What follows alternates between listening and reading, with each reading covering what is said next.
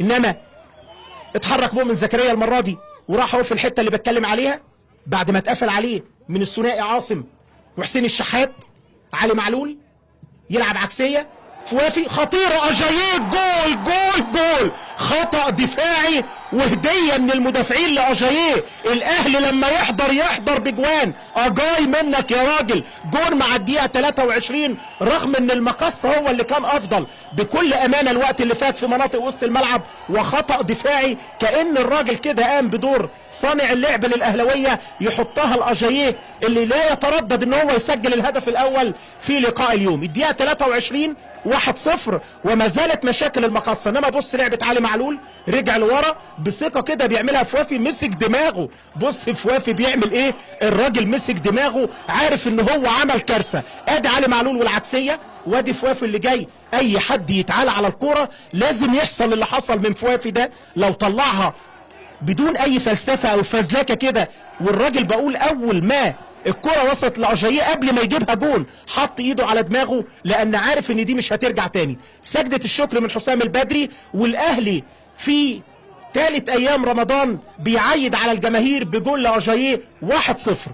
هيفرق كتير الجون في تطوير الاداء والثقة ممكن ياخدها اللعيبة ولاعيبة نادي المقصة. هنشوف الوقت اللي جاي. شوف غالي هينزل مكان احمد فتحي ولا عمرو السولية، ولا يكون ليه فكر تاني الكابتن حسام البدري. ما يقدرش هو يتخلى عن واحد من الثلاثه صناع اللعب، هيفقد كتير. اجاييه خطير خطير، شرير الثاني موجود، جول جول جول وليد سليمان. انما اجاييه النهارده، اجاييه هو الهجوم الاهلاوي، هو اللي بيخلق الفرص رغم غياب العمل الجماعي الهجومي. انما اجاييه هو اللي حاضر ووليد سليمان يسجل. الدقيقه 62 هدف تاني اهلاوي. خبره الاهلاويه هي اللي بتحسم المواجهه النهارده بجونين. ادي اجاييه اللي ضغط كويس قوي وما زالت الاخطاء الدفاعيه هي مشكله لعيبه ايهاب جلال. بص الراجل مع 3 لعيبه، دخل حسين الشحات انما قوه اجاييه. طلع مسعود عشان يشيل الانفراد اول مره، واقف وليد سليمان ويسجل الهدف الثاني ورايح لاجاييه بيقول له انت السبب يا ابني في الاجوان بتاعت النهارده. 2-0 وليد سليمان اللي لسه بتكلم عليه وقلت كان سجل اخر مره في لقاء بتروجيت في الاسبوع رقم 22 يرجع بجون. هنشوفها مره ثانيه. ادي سعد سمير وهنشوف كده المساعد هل هو اللي ادى اشاره لمحمد فاروق. اول مره محمد فاروق على فكره كان مدي ضربه حره من بره لان اشاره ركله الجزاء بتبقى باينه، بيجري ويشاور على نقطه الجزاء. وركله جزاء احمد الشيخ اللي كان ضيع واحده امام اكرامي في الدور الاول. سيناريو متكرر، احمد الشيخ واكرامي مع الدقيقه 70. الجول ده ممكن يرجع المقصه للمباراه مره ثانيه، ولا اكرامي يتالق ويخلي فرقته محافظه على فارق الجونين. وركله جزاء بعد ما جت الكوره في ايد سعد الدين سمير. ركله جزاء احمد الشيخ،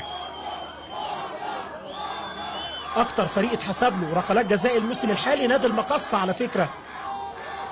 هنقول الارقام بعد ما الشيخ يلعب في مواجهه مع شريف اكرامي والشيخ. الشيخ جول جول جول، حطها حلوه حلوه احمد الشيخ.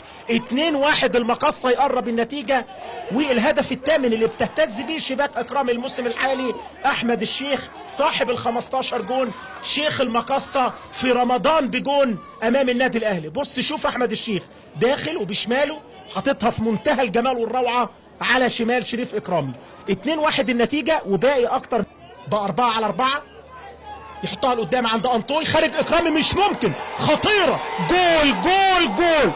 انطوي يحط جول منتهى الجمال والروعه وخروج خاطئ من اكرامي يكلف النادي الاهلي هدف تاني. هدفين للمقصه في اقل من 3 دقايق عشان يرجع انطوي بتعادل 2-2. ايه اللقاء ده يا جماعه، ايه اللقاء ده. بص التمريره وجري انطوي هرب من سعد سمير ورامي ربيعه. خروج من اكرامي غير موفق على الاطلاق عشان يحطها في منتهى الجمال والروعه. انما تمريره فوافي اللي بتحط انطوي في مواجهه شريف اكرامي عشان يسجل الهدف الثاني. 2-2 اقل من 3 دقايق يسجل ابناء الفيوم هدفين وايهاب جلال مع جهازه الفني مش مصدقين نفسهم. 2-2 زي ما شفنا الاثاره والجمال في اهداف الزمالك والداخليه. النهارده 4 تجوان الاهلي بيتقدم مرتين، والمقصه اللي ما كانش يستحق بكل امانه ان هو يتغلب 2-0 يرجع بهدف لاحمد الشيخ وهدف تاني لانطوي.